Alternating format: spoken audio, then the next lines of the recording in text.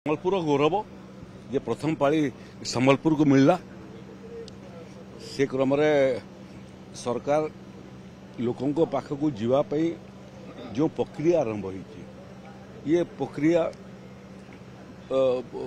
ଆଧୁନିକ ଓଡ଼ିଶା ପାଇଁ ଏକ ନୂଆ ପ୍ରକ୍ରିୟା।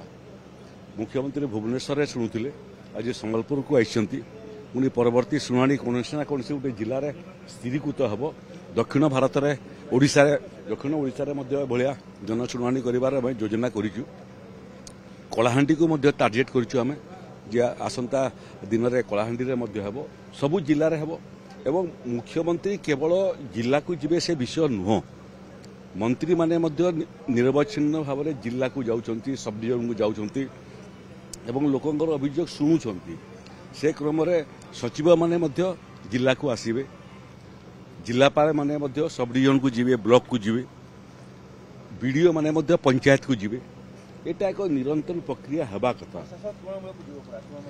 একদম গভর্নেন্স গুড গভর্নেন্সর অর্থ হচ্ছে সরকার লোকঙ্কর দ্বারদেশে পৌঁছব।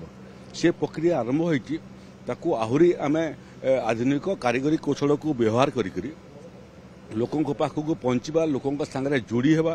লোকঙ্কর দুই প্রকার সমস্যা অছি, গোটে সমস্যা অছি ব্যক্তিগত সমস্যা, গোটে হচ্ছে সামূহিক বিকাশর সমস্যা। সামূহিক বিকাশর যে সমস্যা ସେଥିପାଇଁ ବିଭାଗୀୟ ସଚିବମାନଙ୍କର ମଧ୍ୟ କନଭର୍ଜେନ୍ସ ଅଛି, ସେମାନେ ସମସ୍ତେ କୋର୍ଡିନେଟ୍ କରିକି ତାକୁ ସଫଳ ରୂପାୟନ କରୁଛନ୍ତି। ବ୍ୟକ୍ତିଗତ ସମସ୍ୟା ଯେଉଁଟା ଅଛି ବ୍ୟାପକ ଭାବରେ ସମାଧାନ ହେଉଛି।